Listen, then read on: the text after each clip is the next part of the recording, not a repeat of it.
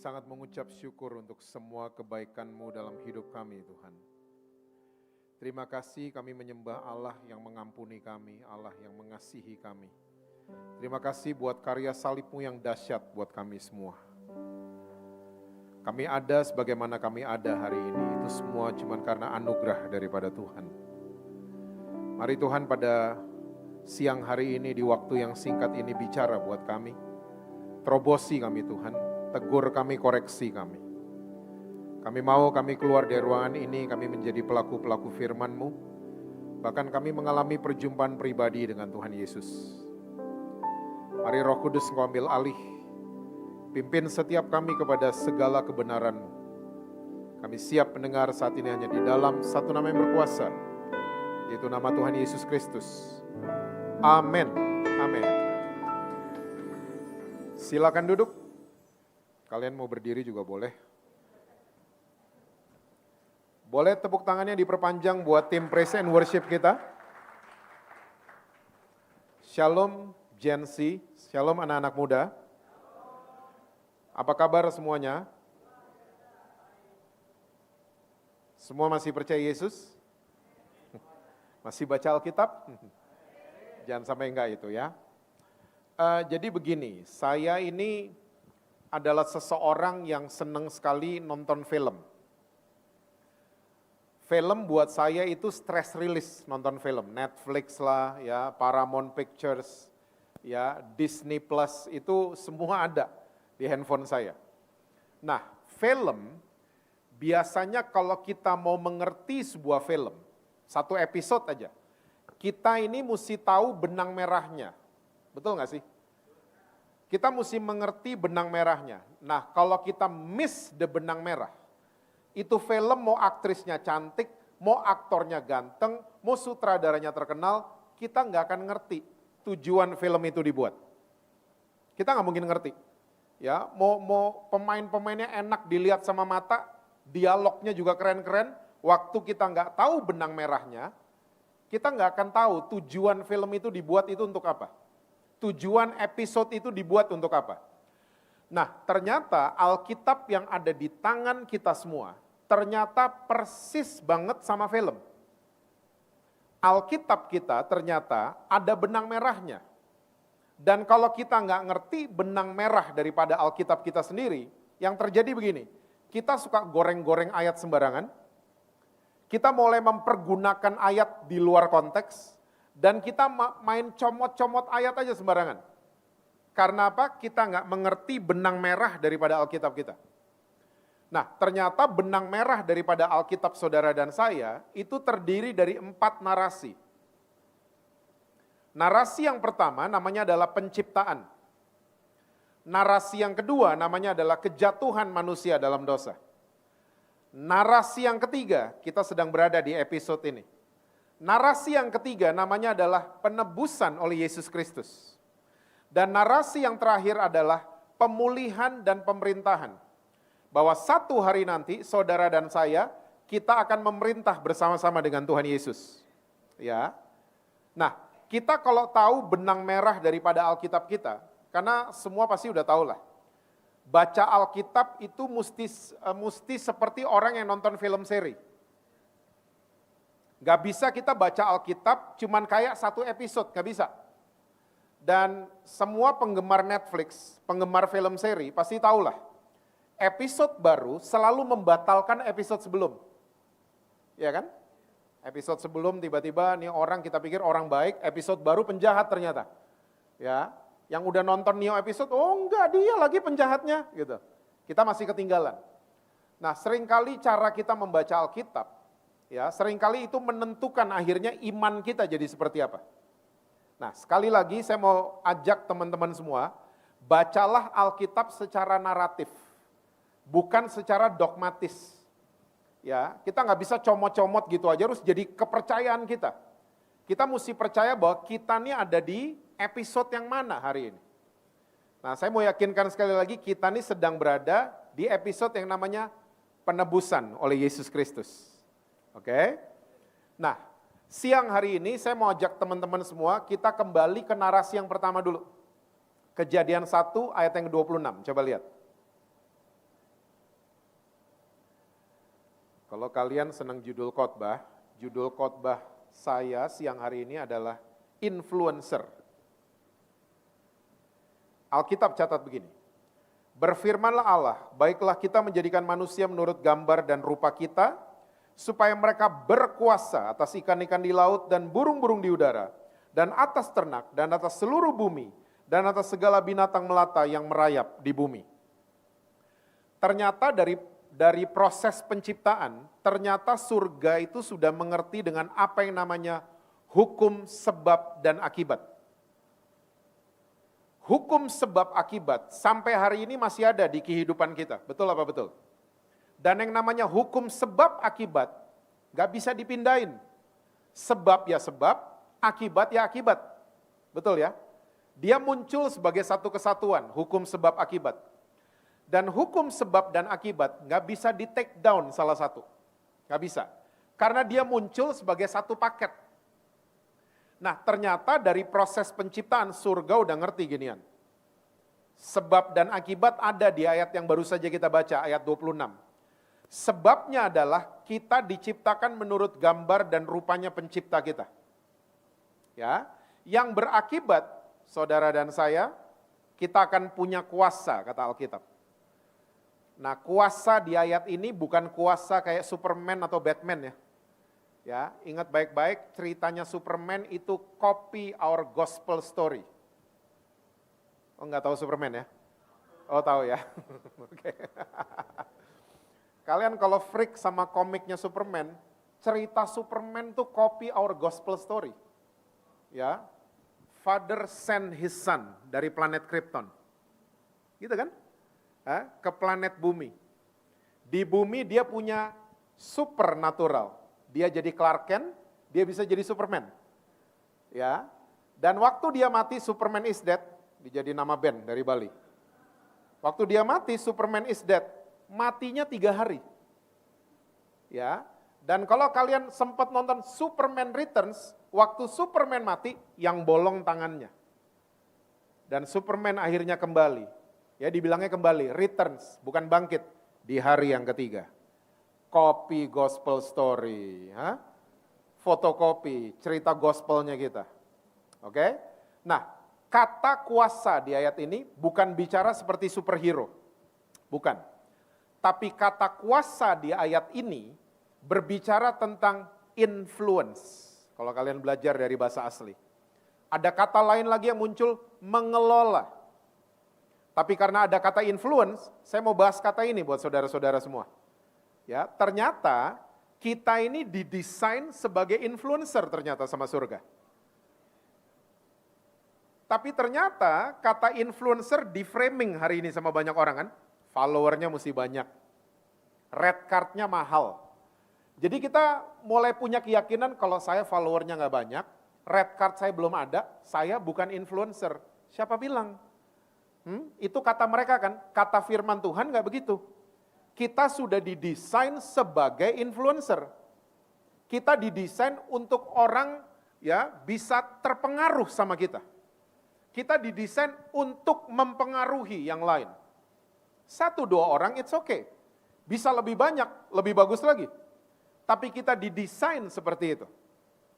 Tapi ingat baik-baik, ini adalah hukum sebab akibat kan? Gak bisa di take down salah satu. Dia muncul sebagai satu paket. Nah, sadly speaking, hal yang menyedihkan begini, seringkali kita nih mau jadi influencer, kita mau panggungnya, mau spotlightnya, mau kedudukannya, mau posisinya, tapi kita lupa mengejar keserupaan dengan pencipta kita. Ingat baik-baik, influence tanpa keserupaan dengan Kristus, kesombongan akan terjadi. Orang yang punya kedudukan, punya posisi, punya pengaruh, tapi dia nggak pernah mengejar keserupaan dengan Kristus, dia akan jadi orang sombong. Sebaliknya juga sama. Waktu kita cuma mengejar pencipta kita, cuma nyanyi, baca Alkitab, tanpa pengaruh, kita useless. Gak ada gunanya kita diciptakan. Karena Yesus juga sudah bicara, saudara dan saya, kita adalah terang dan garam dunia. Jangan sampai useless. Nah makanya ini adalah satu paket sebab dan akibat. Sampai di sini yang sudah ngerti, katakan amin dulu. Oke, kita lanjut ke ayat 28. Hukum sebab dan akibat muncul lagi. Kejadian 1 ayat 28.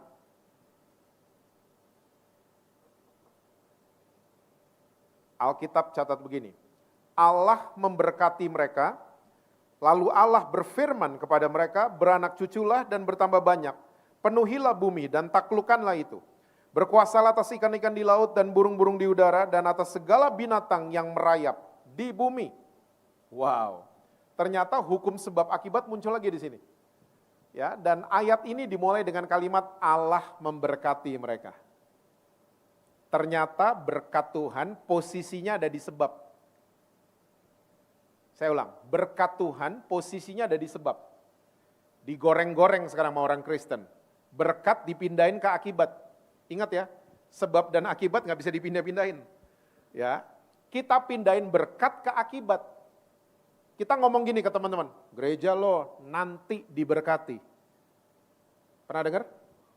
Atau sering ngomong kayak gitu? Kita tuh namanya kita pindahin posisi berkat dari sebab ke akibat.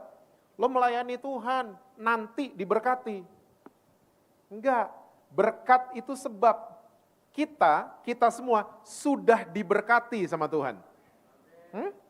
Karena posisinya di sebab. Kalau posisi berkat kita pindahin ke akibat, akhirnya orang ke gereja motifnya jelek. Orang melayani motifnya jelek. Kita datang ke gereja persis kayak orang yang pergi ke Gunung Kawi akhirnya. Bedanya cuman kita lambangnya salib, Gunung Kawi pohon. Tapi motif orang-orangnya sama semua, pengen mengeruk keuntungan jasmani. Karena apa? Di paradigma kita berkat itu akibat.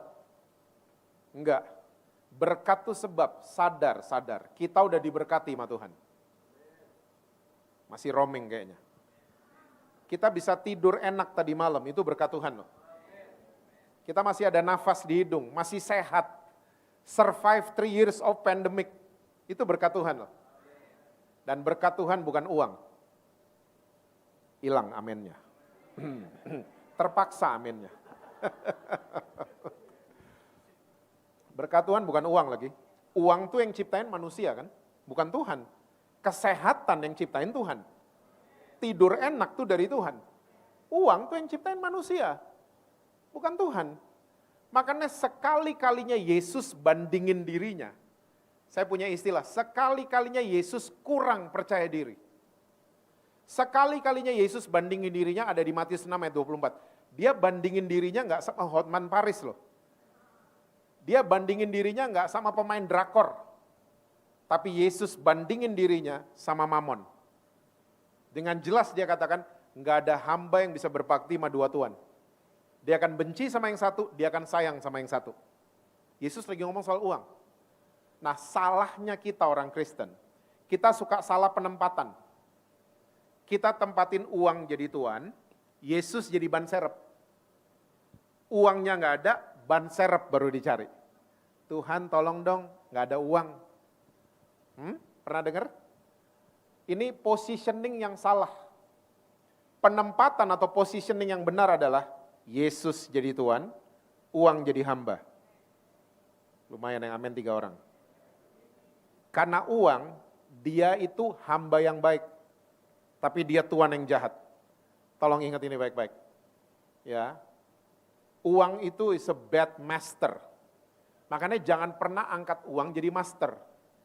Angkat Yesus jadi master dalam kehidupan kita. Uang akan mengikuti. Karena dia hamba yang baik, dia good supporter uang. Jangan salah ditempatin uang. Oke? So, ayat 28, ternyata Allah sudah memberkati kita. Akibatnya masih sama kayak 26. Kita akan punya kuasa, tapi lebih detail. Ya, penuhi bumi, ya taklukkanlah itu, beranak cucu, ya bertambah banyak dan seterusnya. Detail. Sekarang saya akan kasih lihat satu kitab sesudah kejadian 1. Yuk lihat sama-sama, Keluaran pasal yang pertama. Keluaran 1 ayat yang ke-7. Itu kalau teman-teman scroll ke atas judulnya orang Israel ditindas di Mesir ya. Keluaran 1 ayat 7. Orang-orang Israel beranak cucu dan tak terbilang jumlahnya, Mereka bertambah banyak dan dengan dahsyat berlipat ganda, sehingga negeri itu dipenuhi mereka. Ayat ini kalau kita baca, nadanya mirip banget sama Kejadian 1 ayat 28. Betul nggak sih? Beranak cucu, bertambah banyak, ya. Bahkan ada kalimat yang baru di Keluaran 1 ayat 7. Mereka berlipat ganda dengan dahsyat. Tapi sadar nggak teman-teman, ada yang hilang di ayat ini. Taklukan buminya hilang, berkuasanya hilang. Dengan kata lain saya mau katakan buat saudara-saudara semua, influence-nya orang Israel hilang. From that day until today. Iblis gak apa-apa lihat kita makin banyak, iblis gak apa-apa banget. Kita makin banyak duitnya, iblis gak apa-apa. Kita kalau punya usaha makin banyak cabangnya, iblis gak apa-apa. Kita punya pelayanan, makin banyak jemaatnya, iblis gak apa-apa banget. Tapi yang iblis selalu mau matikan dari dalam kita adalah influence-nya kita. Karena iblis tahu kita diciptakan sebagai influencer. Iblis tahu banget, makanya mau dimatiin itu semua dari kita. Oke, dengan cara apa? Masih ingat judul perikop pasal ini? Kita ditindas sama iblis. Iblis itu kerjanya cuma satu, tapi dia lembur. Kita hari ini kerjanya 4-5, makanya lembur kan. Pemain musik mesti ngulik 10 lagu, makanya lembur di studio. Ya, iblis kerjanya cuma satu, tapi lembur. Tahu nggak kerjanya iblis? Wahyu 12, mendakwa kita siang dan malam. Ya, makanya restoran Padang namanya pagi sore, bukan siang malam. Iblis mendakwa kita siang dan malam. Wow, and that's every day, 24/7. Dia ngomong di kuping kita, lo kan nonton pornografi, lo kan masturbasi 2 hari lalu, kok pelayanan, kok angkat-angkat tangan, nggak pantes. Dia ngomong gitu siang dan malam, and every day dia ngomong kayak gitu. Orang tua lo kan cerai, ya, lo kan begini, lo gini, nggak pantes lo nyanyi-nyanyi lagu gereja, lo lebih cocok nyanyi lagunya Bruno Mars. Nggak cocok lo nyanyi-nyanyi Hillsong, ngaca dong. Dia ngomong kayak gitu siang dan malam. Nggak heran. Saya ketemu banyak orang Kristen, hidupnya jadi tertindas, tertuduh. Ya, dari mana kelihatannya? Waktu diajak melayani. Yuk, ikut pelayanan yuk. Saya. Jangan saya nggak bener-bener amat. Pernah dengar orang Kristen ngomong gitu? Atau sering ngomong kayak gitu? Saya nggak bener-bener amat, dia aja dulu. Saya nggak bener-bener amat hidupnya. Waktu kita declare kita nggak bener-bener amat, neraka tepuk tangan. Iblis tepuk tangan. Karena inilah usahanya iblis. Pengen lihat saudara dan saya nggak ada kemajuan. Tadi yang ikut kebaktian pertama, saya bahas soal murtad. Murtad adalah bukan orang pindah agama, bukan. Tapi murtad adalah orang yang no progress. Gak ada kemajuan, gak ada perubahan, gak ada pertumbuhan. Itu iblis. Ya, iblis seneng lihat saudara dan saya noleh ke belakang, nonton film judulnya Kegagalanku. Iblis seneng banget. Ya. Waktu kita mau maju ke depan, iblis bisikin, I know what you did last summer. I know. Kamu tadi malam ngapain? I know, 2 days ago. Iblis. Siang dan malam loh dia ngomong kayak gitu. Siang dan malam. Makanya kita jadi tertuduh. Hari ini ada satu penyakit yang baru masuk di dunia kedokteran namanya psikosomatis. Psikosomatik. Ini adalah penyakit, ya, tiba-tiba seseorang terkena migrain, vertigo, GERD, ya, asam lambung naik, insomnia. Dibawa ke dokter, dicek sama dokter, nggak ada apa-apa. Dibilang, kamu baik-baik aja kok. Ya, di MRI semuanya baik-baik saja, tapi kita ngalamin penyakit ini. Ternyata, ya, migrain ini, itu, GERD dan lain sebagainya, ya, ternyata ada beberapa orang ngalamin penyakit-penyakit ini karena suka nuduh diri sendiri.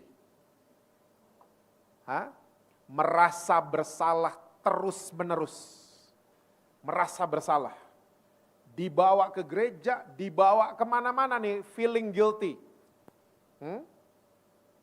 And tolong ingat baik-baik, waktu kita lagi nuduh diri kita sebenarnya lagi satu frekuensi sama iblis. Betul apa betul? Ya kan? Karena frekuensinya surga nggak gitu. Nggak gitu. Kalian pernah jatuh cinta? Pernah ya? Kayaknya cuma kita doang kayaknya pernah ya. Yang lain kurang pergaulan kayaknya dari planet Krypton kayaknya yang lain. Saya dulu waktu jatuh cinta, paginya baru dibully. Malamnya mau pergi ngedate sama pacar saya. Oke, paginya dibully di sekolah. Wih, hitam, jerawatan, saya dikata-katain. Tapi malam harinya waktu mau pergi sama date saya, waktu saya ngaca, saya ngerasa cowok paling ganteng sedunia. Ya, semua gitu kan? Bukan saya kelainan kan? Semua sama. Ternyata pacar saya itu juga sama. Waktu dia ngaca, dia ngerasa cewek paling cantik sedunia. Karena lagi jatuh cinta. Pencipta langit dan bumi ini jatuh cinta sama saudara dan saya. Jatuh cinta, sampai dia mau mati, dia nggak dibunuh loh. Dia kasih nyawanya. Coba, kurang cinta apa lagi dia? Dia cinta banget sama saudara dan saya. Seharusnya kita percaya diri atau ikutin frekuensinya iblis? Percaya diri seharusnya kan? Karena orang-orang yang tadi tuh, saya? Mosok sih saya? Nggak pede kan? Nggak pede karena dituduh sama iblis. Jadi nggak pede. Ya, saya influencer, nggak mungkin Saya bisa pengaruhin orang, nggak mungkin Karena kita dengerin iblis. Kita satu frekuensi sama iblis. Enggak. Tuhan Yesus sayang sama saudara. Jangan kasih tempat buat iblis untuk menindas kita. Dia sayang sama kita semua. Sampai mau kasih nyawanya buat kita semua. Seharusnya kita percaya diri. Pede dong. Ya, mau dibully kayak gimana, ingat selalu, Yesus sayang sama saya. Makanya jadilah orang Kristen yang kasih lihat saya disayang sama Tuhan. Jadiin hashtag kalau perlu. Aku disayang Tuhan. Jangan lagi jadi orang Kristen yang mau kasih lihat saya sayang sama Tuhan. Beda. Orang Kristen yang mau kasih lihat saya sayang sama Tuhan, lihat Instagramnya. Lagi angkat tangan semua. Mau kasih lihat ke hayalak rame. Saya melayani. Saya sehari 6 kali kebaktian saya. Saya lihat postingan saya. Bedanya cuma angle. Hari ini angle kanan, besok angle kiri, minggu depan black and white. Pokoknya semua lagi angkat tangan. Nggak apa-apa posting-posting kayak gitu nggak apa-apa. Tapi lebih baik kasih lihat saya disayang sama Tuhan. Kalau saya percaya saya disayang sama Tuhan, saya mau sayang sama orang tua saya. Saya mau sayang sama sahabat saya yang ngawur kelakuannya. Saya mau sayang sama dia. Kalau saya diampuni sama Tuhan, saya mau ampuni kakak saya. Kalau saya diterima sama Tuhan, saya mau terima teman saya yang LGBT. Jadi gitu kan? Kalau kita percaya Tuhan sayang sama saya, akan berubah kelakuan kita. Nah, waktu kita masuk jadi influencer, akhirnya kita punya kepercayaan diri. Kalau kita percaya dan yakin Tuhan Yesus sayang sama saya. Nah, sekarang saya akan kasih versinya Rasul Paulus. Ya, coba Efesus 2 ayat yang ke-10. Efesus 2 itu judul perikopnya It's all by His grace ya. Semuanya adalah kasih karunia. Jadi kalau kita lagi di episode yang namanya penebusan tadi, ingat narasi ketiga? Seharusnya kita menghidupi ayat ini. Efesus 2 ayat 10. Karena kita ini buatan Allah, ya, diciptakan dalam Kristus Yesus untuk melakukan apa saudara? Pekerjaan baik yang dipersiapkan Allah sebelumnya. Ia mau, ini maksudnya Tuhan mau, supaya kita hidup di dalamnya. Nadanya Rasul Paulus ini mirip sama Kejadian 1 ayat 28. Ya, ini versinya Paulus saja. Kita ini buatan Allah, diciptakan dalam Kristus Yesus untuk melakukan pekerjaan baik. Allah sudah persiapkan sebelumnya, dan Tuhan mau kita hidup di dalamnya. Kita kalau baca ayat ini lewat gitu aja. Kita pikir pekerjaan baik ini cuman nganterin orang pulang, ke panti asuhan, makan bareng mereka. Kita pikir cuma gitu doang, pekerjaan baik. Tapi sebenarnya kalau kita pelajari dari bahasa Yunaninya, ya, bahasa Yunani untuk pekerjaan baik di ayat ini adalah ergon agathos. Ergon agathos. Bahasa Inggrisnya our skill with profit. Bahasa Indonesianya kekuatan kita yang menghasilkan. Wih, beda jauh loh artinya sama pekerjaan baik. Ya, Allah sudah persiapkan sebelumnya kekuatan kita yang menghasilkan dan Tuhan mau kita hidup di dalamnya. Wow. Wow. Ternyata surga pengen banget lihat kita semua ada di zona kekuatan. Bukan di zona nyaman. Semua tokoh di Alkitab adalah orang-orang yang dipindahkan masuk surga. Dari zona nyaman ke zona kekuatan. Ya, Ayub, you name it. Ya, tadinya nyaman dipindahin sama Tuhan. Yusuf, ya ampun, ya my favorite story, Yusuf. Oke, udah anak bungsu, bapaknya salah didik. Ya, bapaknya kalau beliin baju buat Yusuf di mall, oke, abang-abangnya dibeliin di pasar bajunya. Ya, abang-abangnya suruh kerja, Yusuf di rumah. Tiba-tiba anak muda ini dapat mimpi kan, dia samperin abang-abangnya. Dasar masih muda mungkin nyampeinnya nggak ada hikmat. Lo orang kan nunduk sama gue, benci beneran abang-abangnya.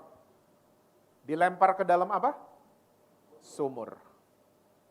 Saudara tahu, tadi saya baru sharing sama Kak Robert, segala sesuatu itu Tuhan yang izinkan. Rambut kita jatuh harus seizin Tuhan. Harus seizin orang dalam. Kalau enggak mungkin jatuh rambut kita. Yusuf, kalau Tuhan enggak izinin dia dilempar ke sumur, enggak akan kejadian. Tapi diizinin masuk surga. Kenapa? Surga lagi mindahin anak muda ini. Dari zona nyaman ke zona kekuatan. Saya mau tanya, waktu lagi pindah, ceritanya ada yang enak?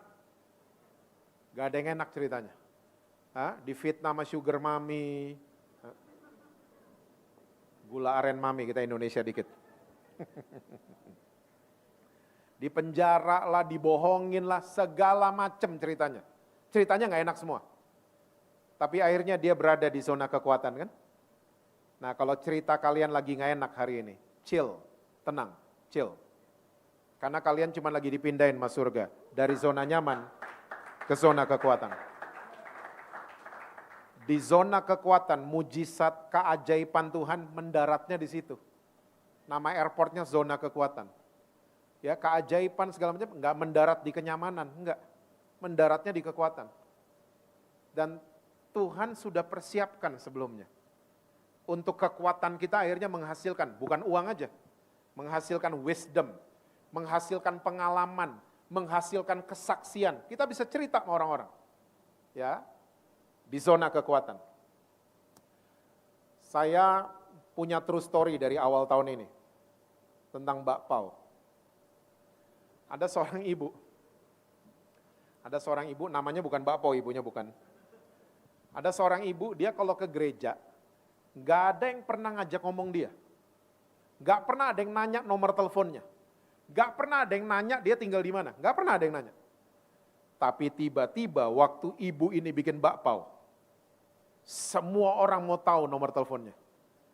Semua orang mau tahu alamatnya untuk GoFood. Dan waktu ketemu di gereja, semua mau ngobrol sama ibu ini. Tante, itu bakpao yang isinya kacang tanah. Saya kalau makan, langit terbuka tante. Ternyata bakpaonya ibu ini adalah ergon agathosnya dia. Mulai dapat? Allah sudah persiapkan sebelumnya, dan Tuhan mau kita hidup di dalamnya. Kita nih influencer, udah diinstal ergon di setiap kita. Udah diinstal. Cuman tadi kita nggak percaya diri. Ya, dan sayang banget gereja kalau bahas ergon cuman 3, sayang banget. Nyanyi, main musik, khotbah. Sayang banget. Bayangin nih yang duduk udah puluhan loh di sini. Kalau semua diaktifasi ergonnya, ngeri ini BSD karena ada kalian. Hah? Iya. Cuman karena iblis, nggak pantas kamu. Kita jadi nggak berani aktivasi. Nggak berani. Gak berani sama sekali. Saya tahun 2020, saya suka kaget karena muka saya suka muncul di sosial media. Nama akunnya Curhatan Alkitab. Satu hari saya mulai DM akun ini. Min, ini siapa? Karena muka gue melulu. Dijawab langsung, halo Pes. Saya bingung dipanggil Pes. Pes. Oh, Pester maksudnya. Saya pikir Past and Future. Hah? Ternyata yang balas ini anak muda umur 20 tahun waktu itu, tahun 2020. Masih 20 tahun. Namanya Daryl. Saya tanya, Daryl, kamu tinggal di mana? Oh, aku di Malang, Pes. Ternyata jauh di Malang. Akhirnya tukeran nomor telepon, ya, singkat cerita saya ngobrol sama dia di telepon. Ternyata nih anak muda agak lain nih anak muda. Dia kalau nonton satu khotbah 40 menit, 8 kali dia nonton. 8 kali, sampai dia hafal titik komanya. Dan message-message yang 1 menit yang nampol dalam tanda kutip, diedit sama dia, diposting di Curhatan Alkitab. Nah saya bilang, Real, kamu tahu efek dari yang kamu buat? Ada apa, Pes? Saya di DM-in banyak orang. Ya, di DM-in siapa? LGBT. Di DM-in, karena muka saya yang muncul, bukan muka Daryl kan? Jadi saya yang di DM-in. Ya. Orang mau bunuh diri, banyak banget nggak jadi karena lihat postingannya Curhatan Alkitab. Cuman 1 menit kan? Dia lagi naik gedung tinggi, cuman 1 menit. Nggak jadi bunuh diri, dijamah Tuhan. Kalau nonton 40 menit, udah lompat pasti. Udah lompat. Ya kan? Kan belum selesai khotbahnya, ha? Karena cuma 1 menit, tobat ini orang. LGBT jangan tanya, minta dibaptis, mending minta apa? Minta dibaptis. Daryl kaget, kok bisa gitu? Iya, saya kirimin semua buktinya. Ternyata Daryl punya ergon agathos namanya content creator. Singkat cerita, dia sekarang udah 24 tahun, udah 2 tahun pindah ke Jakarta. Dia sekarang dipercayakan banyak perusahaan besar, banyak restoran untuk bikin konten sama dia. Ya, per video dibayar 750.000, masih nego. Ya. Dia mulai nyicil rumah, dia mulai nyicil kendaraan pribadi, masih 24 tahun. Allah sudah persiapkan sebelumnya dan Tuhan mau kita hidup di dalamnya. Itu ergonnya dia. Ya, itu ergonnya Daryl. Bayangin coba sekali lagi, ini ada belasan puluhan ergon di tempat ini. Aktivasi dong. Hah? Aktivasi, diinstal gratis. Dan gak pernah di-uninstall sama surga. Ada terus di dalam kita. Ada terus. Tugas kita aktivasi. Dipertajam setiap hari. Dipertajam. Sampai menghasilkan. Menghasilkan bukan uang saja, kesaksian, hikmat, dan seterusnya. Nah, ergon kita mesti dilindungi sama teman-teman baik. Makanya milikilah teman-teman baik. Ada teman-teman yang enggak baik. Teman-teman baik, simple. Mereka adalah orang-orang yang support kekuatan kita. Bukan support kelemahan kita. Kalau teman-teman support kelemahan kita, itu teman-teman bukan teman baik. Ya, yuk mabok, udah lama nggak mabok, itu teman nggak baik. Mereka support kelemahan kita. Kekuatan kita mesti disupport sama teman-teman baik. Dan kekuatan kita mesti dilindungi sama mereka. Lo ternyata ya kalau ngarang lagu keren lo. Kita mesti punya teman-teman kayak gitu. Lo kalau nyanyi, suara lo keren. Rekaman kita patungan, bayarin studio.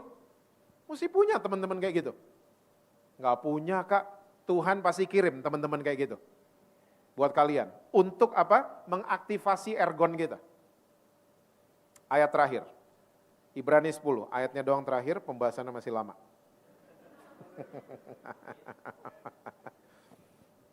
Ibrani 10 ayat yang ke-24.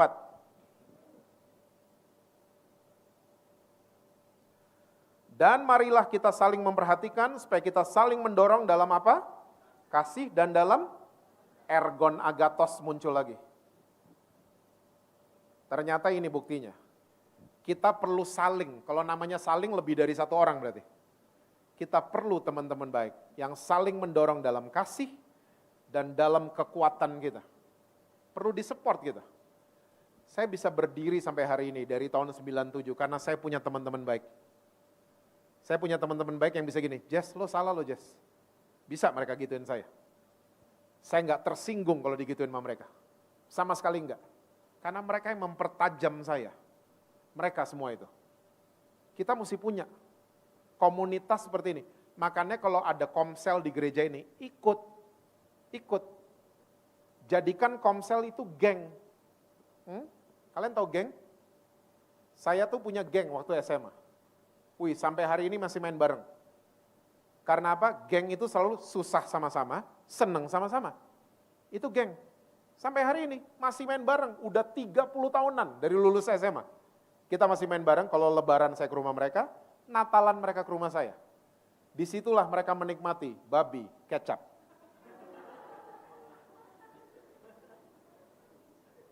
Hukumnya kalau nggak tahu katanya nggak apa-apa katanya. Saya rasa itu mereka belaga nggak tahu doang itu kayaknya. Hah? Si main bareng. Emang nggak pernah berantem om? Berantem, beda pendapat, beda pilpres, beda kita. Tapi kita bisa menyelesaikan dengan baik. Saya kalau lagi ngumpul sama mereka ya, saya suka wondering, kok orang gereja nggak begini ya? Kalau lagi ngumpul sama mereka, kita saling support banget. Kok di gereja nggak ketemu nih geng kayak begini? Geng tuh gitu kan, satu jatuh, yang lain berhenti, ditolong yang jatuh. Yang satu seneng, yang lain seneng, itu geng. Gereja enggak. Gereja satu jatuh, yang lain seneng. Satu seneng, yang lain iri hati. Gereja, GB Intermark doang nggak ada.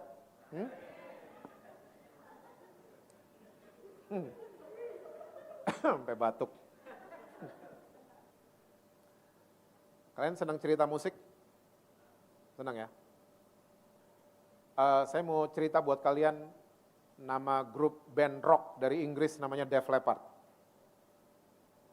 Def Leppard dibentuk tahun 78. Tahun 80 mereka keluarin album yang pertama. Kalian belum lahir kayaknya. Tahun 81 album kedua. Penjualan 2 album pertama mereka ini biasa-biasa aja. Tahun 83 mereka keluarin album ketiga. Judulnya Pyromania. Meledak album ini. Dan mereka masih anak-anak muda, masih 20-an umurnya. Tiba-tiba mereka berlima jadi miliarder muda. Jadi konglomerat tiba-tiba. Oke? Nah, waktu mereka sukses album ketiga, jadwal manggung mereka langsung penuh sampai akhir 85. Ya, penuh langsung. Nah, waktu tahun baru, malam tahun baru, 83 ke 84, drummer mereka masih 20 tahun, namanya Rick Allen. Lagi nyetir mobil mahal. Ya, tiba-tiba singkat cerita dia kecelakaan di daerah pegunungan. Kecelakaannya cukup parah. Kenapa saya bilang parah? Karena seat beltnya di dalam mobil itu menarik tangan kirinya sampai putus. Sampai putus. Nah, waktu tim medis datang di TKP, tim medisnya tuh agak-agak lama datangnya. Karena kecelakaannya bukan di kota, di pegunungan. Mereka datang, singkat cerita mereka lihat tangannya tuh udah nggak bisa disambung ternyata. Karena udah terlalu banyak kuman ya di tangan yang putus itu. Jadi tim medis dan dokter memutuskan Rick Allen harus diamputasi tangan kirinya. Coba, kalau kita ketemu drummer yang tangan kirinya diamputasi, kira-kira kita ngomong apa?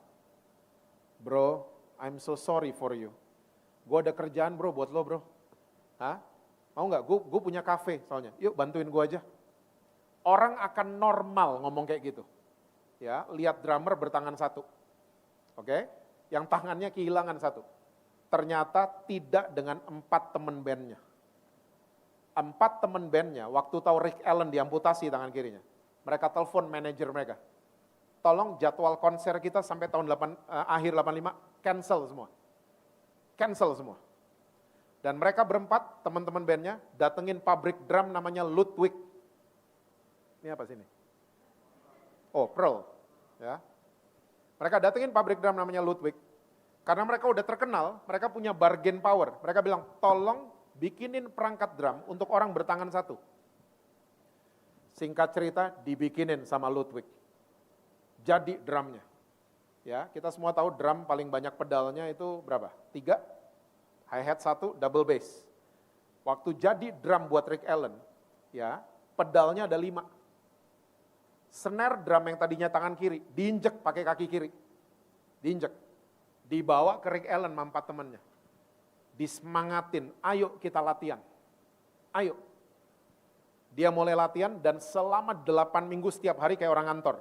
Jam 8 sampai jam 5 sore. Mereka latihan bareng. Yang pemain drum pasti tahu lah. Ya, drummer kalau kehilangan tangan kirinya, biasanya suka off beat. Temponya suka lari. Teman-temannya bilang, it's okay. We'll do it again tomorrow. Kita latihan lagi. Singkat cerita, tahun 87, mereka keluarin album keempat. Judulnya Hysteria. Waktu keluar album ini, kalian mesti tahu mereka manggung dan turnya mereka harus di stadion manggungnya. Dan semua show-nya mereka sold out tiketnya. Habis terjual. Karena apa? Semua orang mau lihat ada history maker. Pembuat sejarah, drummer bertangan satu. Dan yang luar biasa, sampai hari ini, they still touring together. Mereka baru selesai tour. Dan sama, mereka kalau manggung harus di stadion. Udah tua-tua sekarang, Rick Allen udah umur 60 tahun. Tapi they still together, they still touring together. Ya, punya pengaruh ke belantika musik di dunia. Saya baca ceritanya mereka, saya hampir keluarin air mata. Kok bisa rocker-rocker ini yang suka dibenci sama orang gereja? Kok bisa kayak gini? Mereka lebih Kristen dari Kristen hidupnya. Yang literally cacat bener-bener di-keep sama mereka. Ya, ergonnya Rick Allen dipertahankan sama teman-temannya. Dipertajam terus sampai pengaruh itu terjadi. Kita orang gereja seringkali ada yang cacat dalam tanda kutip, cuman kepleset, pulanglah dan jangan kembali lagi. Sok rohani langsung. Hah? Padahal orang yang berdosa sama yang negur sama orang-orang berdosa kan? Bedanya dia ketahuan, sini belum. Orang yang ngaku dosa, bedanya dia ngaku, sini belum ngaku. Kita sama-sama orang berdosa. Yang ditebus oleh darah Yesus. Sama sebenarnya kita. Predikat kita sama. Jadi jangan lagi jadi orang Kristen yang sok paling benar. Jangan jadi orang Kristen yang sok paling kudus. Buang sikap itu jauh-jauh. Karena Tuhan mau pakai saudara dan saya lebih besar lagi. Menjadi influencer buat generasi ini. Lewat apa? Ergon kita. Pertajam, belum terlambat. Pertajam mulai hari ini. Ya, get good friends. Ya, dapetin teman-teman baik yang selalu support kekuatan kita. Saya percaya influence akan muncul dari GB Intermark. Bukan untuk Serpong saja. Ya, generasi ini bisa dipengaruhi sama kalian semua. Amin. Tuhan berkati kita semua. Selalu sukses, harmonis sama orang tua, dan rekening bank selalu penuh buat kalian.